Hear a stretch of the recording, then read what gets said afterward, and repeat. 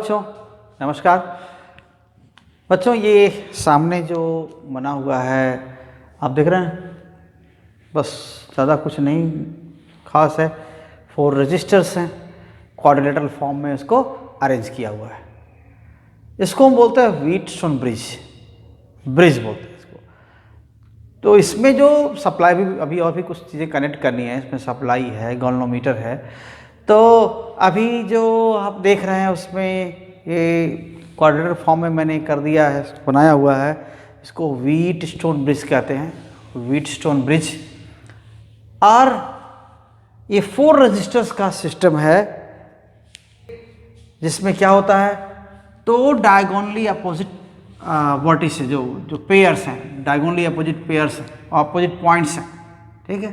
So this pair of diagonally opposite points A and C and B and D, these are also 2 diagonally opposite points, means pair of these 2 points.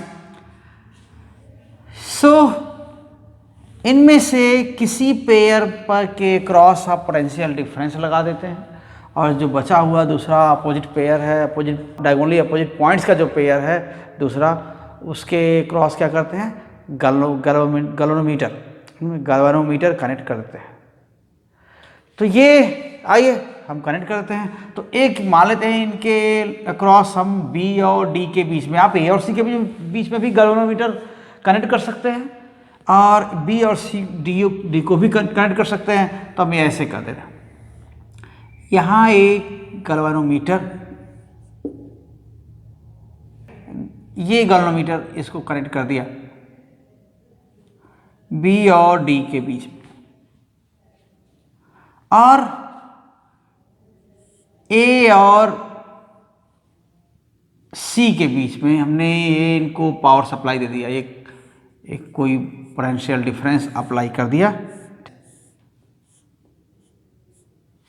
ये V volt का कुछ apply कर दिया।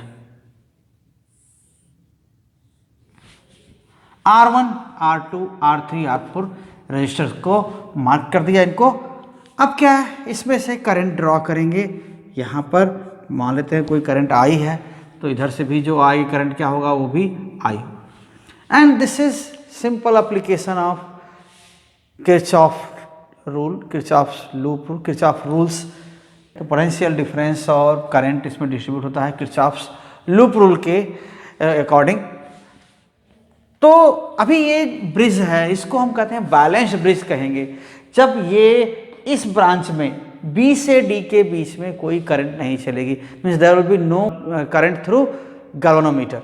ये कब हो सकता है, किसी कंडक्टर में करंट ना चले, ये कब हो सकता है, ये गैल्वेनोमीटर है, उसका अपना एक रेजिस्टेंस भी होता है 50 से 100 ओम के आसपास।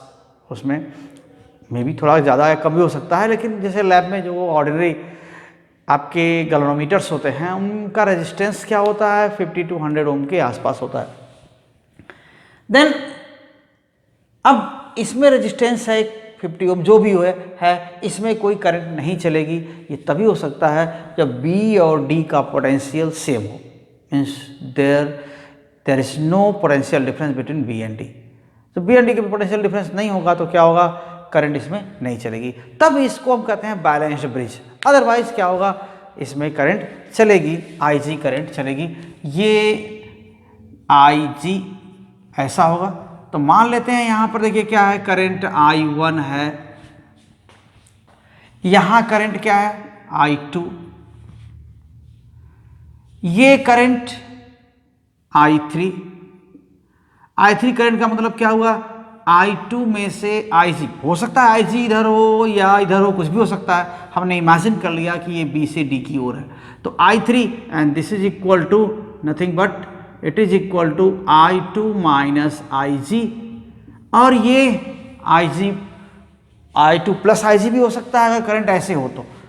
फिर ये ऐसा, अब ये करंट अगर मान लें ऐसे ही आ रही है IG, तो फिर I1 में ऐड हो जाएगा। यहाँ करंट क्या है, I4 and this is nothing but I1 plus IG, ऐसा। फिर ये दोनों मिलकर के क्या हो जाएंगे, यहाँ पर वापस I1 प्लस I2 हो जाएंगे, है ना, I1 यहाँ, I2 यहाँ, तो ये I3 प्लस I4 मिलके फिर I1 प्लस I2 हो जाएंगे। ऐसा इमेजिन कर सकते हैं करंट को, आप करंट की कोई वैल्यू इमेजिन कर सकते हैं, लेकिन ये बैलेंस्ड तभी कहा जाएगा जब ये करंट जीरो होगी, IG इसमें जीरो होगी। So Wheatstone bridge it is nothing but it is system of, okay, system of 4 resistors, 4 resistors, okay, arranged in a quadrilateral form,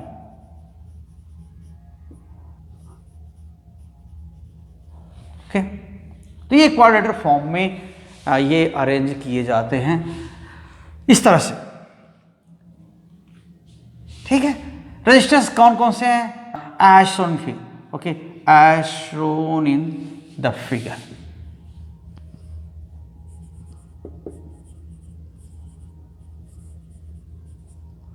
okay. So a pair of two diagonally opposite points is connected through a supply, and other pair of diagonally opposite points it is connected through a galvanometer, okay. One pair of diagonally opposite points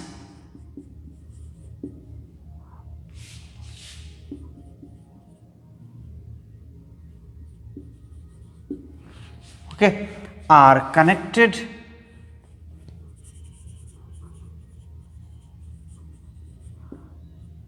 through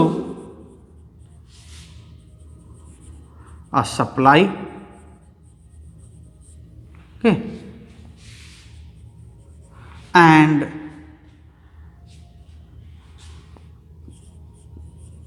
other pair of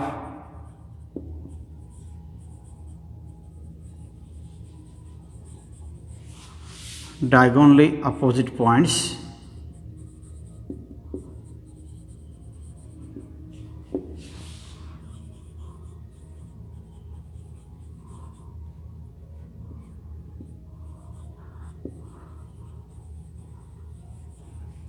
connected through a galvanometer, ठीक है ना, ये galvanometer से connect करते हैं। तो अभी जो क्या होगा, इस ब्रिज को हम बैलेंस ब्रिज कहते हैं, कब, जबकि करंट IC में जीरो हो जाएगा। नॉर्मली तो करंट सभी में चलेगी ब्रांचेस में, इवन गैल्वेनोमीटर के थ्रू भी करंट होगी। सो नॉर्मली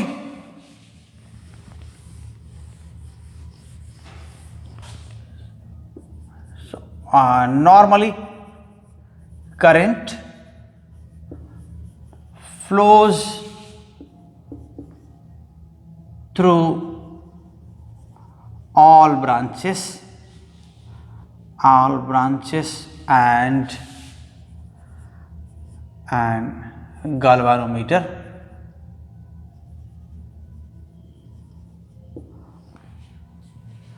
लेकिन एक सिचुएशन ऐसी होती है कि जब अगर B और D के बीच पोटेंशियल डिफरेंस ना हो, पोटेंशियल सेम हो, तो क्या हो जाएगा, करंट नहीं भी चलेगी, ठीक है। In the situation, okay, when potentials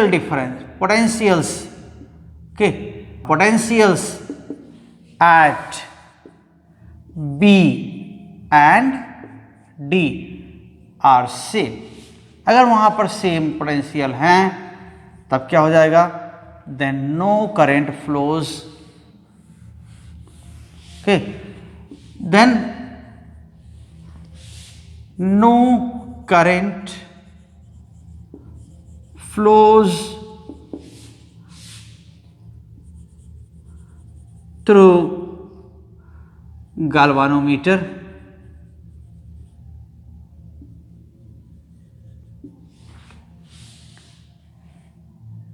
okay.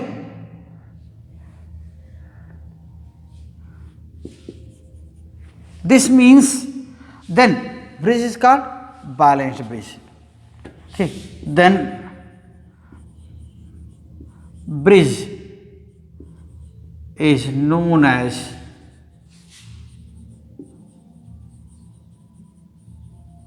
balanced bridge. तब इसको हम कहते हैं ये बैलेंस्ड ब्रिज है. In order to relate resistors and currents, let us apply Kirchhoff loop rule. Okay, now let us apply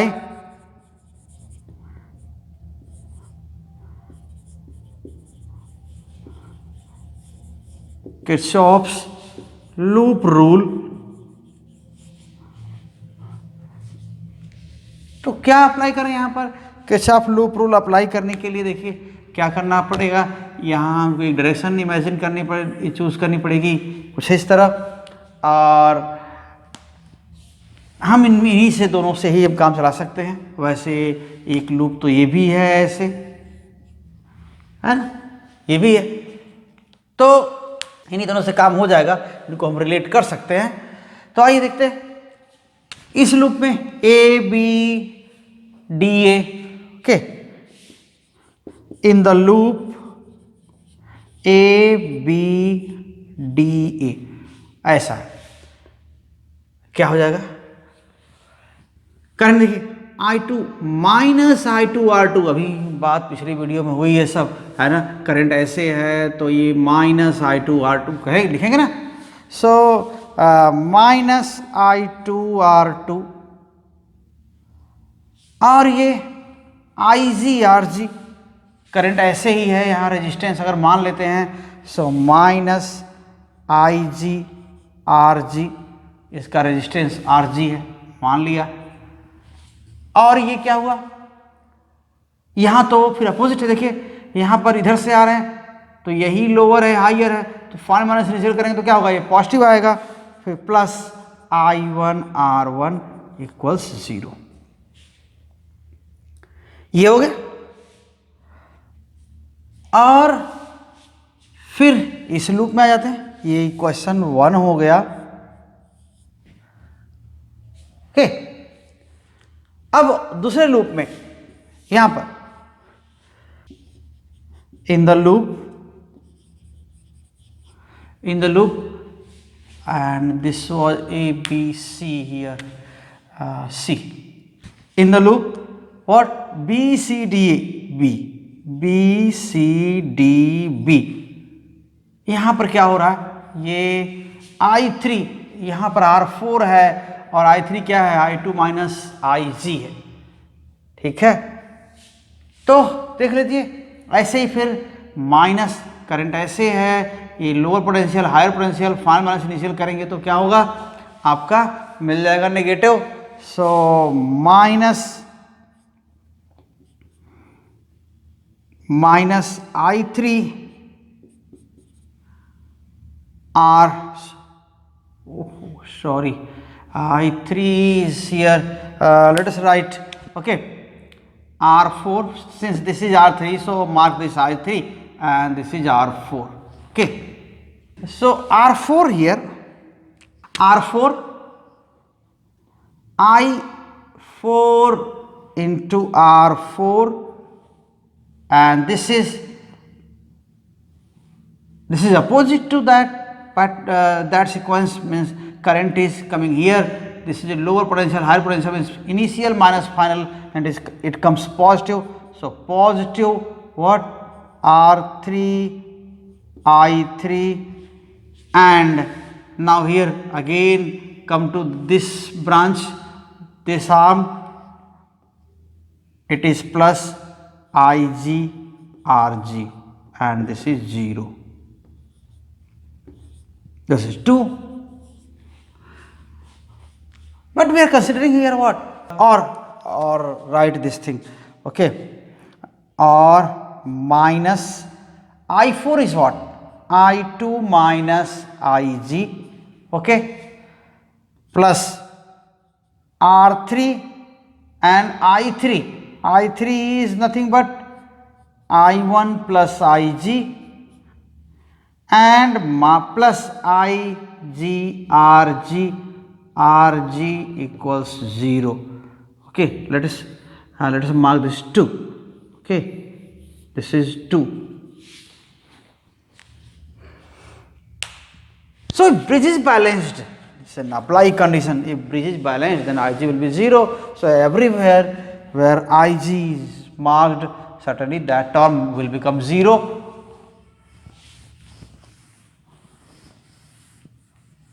So if bridge is balanced, okay, if bridge is balanced, okay, then Ig equals 0. यहाँ कोई current नहीं चलेगी, जितना potential drop यहाँ होगा उतना ही drop यहाँ हो जाएगा, तो यहाँ का पोटेंशियल सेम हो जाएगा, होगा ऐसा कंडीशन में होगा पोटेंशियल। भाई इसके अलावा पोटेंशियल ड्रॉप हो रहा है, करंट जा रही है तो यहाँ रेजिस्टेंस हो गया तो ड्रॉप हो गया, फिर रेजिस्टेंस यहाँ तो कुछ ड्रॉप हो गया, यहाँ रेजिस्टेंस है तो ड्रॉप हो गया। अब डिपेंड करता है कि ये रेजिस्टेंसेस कौन कौन से हैं, ज़्यादा कम कैसे कैसे हैं, उस पर डिपेंड करता है।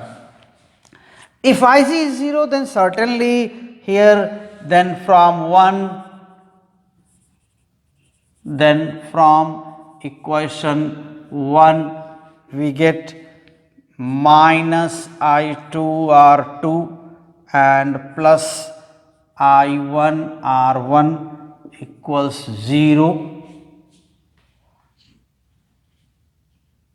Okay, or I1R1 equals I2R2, and this is question 3, and from equation 2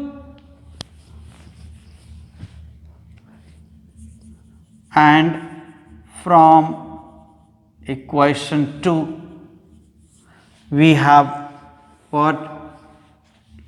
Ig 0, so minus I2 R4 is there. Okay, R4, I2 R4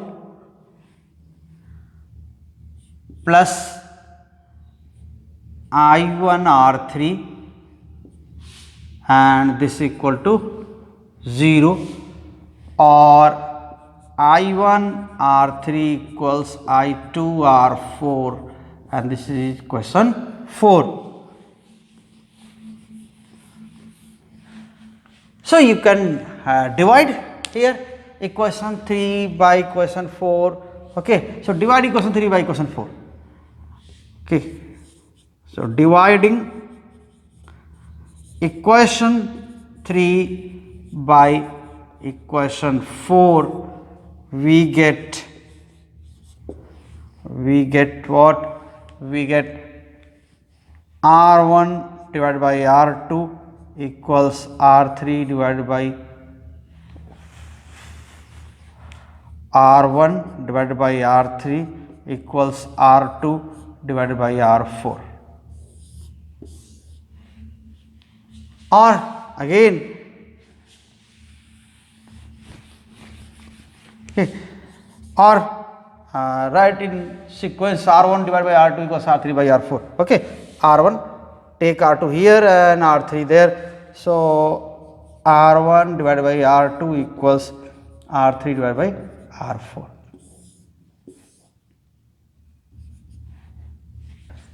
तो ये रिजल्ट है, इंपॉर्टेंट रिजल्ट। इसका हम अब यूज़ क्या कर सकते हैं, बैलेंस्ड व्हीटसन ब्रिज का यूज़ हम अननोन रेजिस्टेंस फाइंड आउट करने के लिए कर सकते हैं।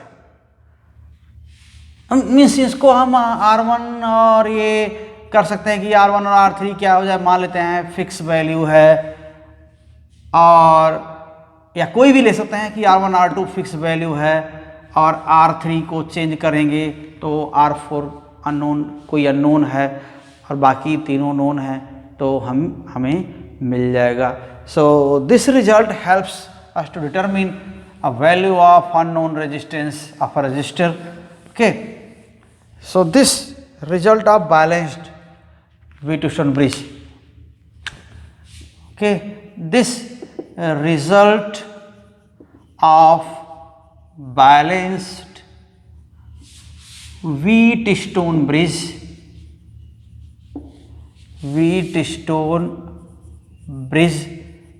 helps us to determine unknown resistance,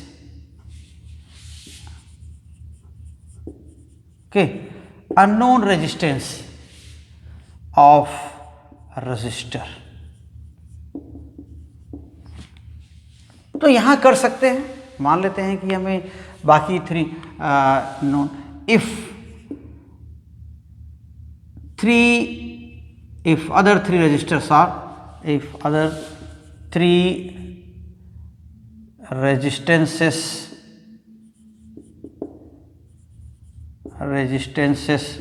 are known,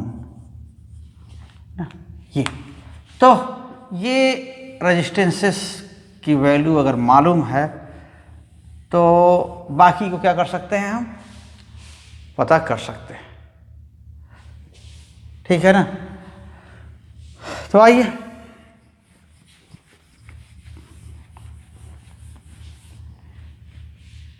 अब इसकी जगह कोई भी मान लेते हैं R4 क्या अननोन है।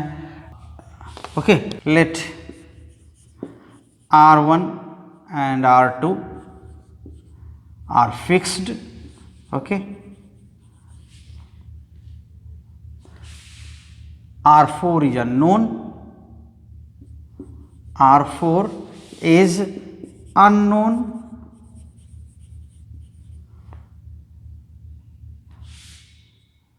then R3 can be varied, है ना, उसको वेरी कर सकते हैं, can be varied, okay, to bring the balanced condition, bring the balanced condition। so this is but balanced condition, okay, to apply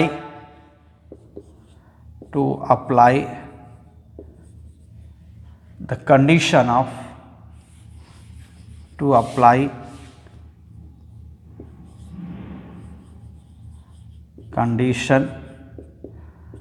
balance condition is what? R1 upon R2 equals R3 upon R4, ये जो सामने लिखा ही हुआ था ऐसा हो जाएगा। Then R4 equals R3 into R2 by R1, आप ऐसा कर सकते हैं। ठीक है, तो ये इस तरह से कैलकुलेट किया सकता है रेजिस्टेंस की वैल्यू को, और ऐसा ये एप्लीकेशन है किरचॉफ लूप रूल का यूज़ करके। अगर ऐसे मान लेते हैं कि इसमें करंट बैलेंस नहीं है, इसमें करंट चल रहा है, तो फिर भी किरचॉफ रूल यूज़ करके हम क्या कर सकते हैं, हम करंट्स और रेजिस्टेंस की वैल्यू देख सकते हैं जैसा कंडीशन दिया गया। तो यही है बच्चों, इसके व्हीटस्टोन ब्रिज के बारे में इतना ही है। तो उम्मीद करते हैं आप ये पूरा वीडियो देखेंगे और समझ में आएगा जो, तो आप दूसरों तक इसको जरूर पहुंचाएंगे। वीडियो को लाइक करिए, शेयर करिए, और अगर आप इस चैनल पर नए हैं तो चैनल को सब्सक्राइब भी कर लीजिए, जिससे कि आगे आने वाले वीडियोज़ आपको मिलें, उसकी सूचना आपको पहले मिल जाए, इसलिए बेल आइकन दबाएँ। तो थैंक यू वेरी मच साथ देने के लिए, फिर मिलते हैं अगले वीडियो में।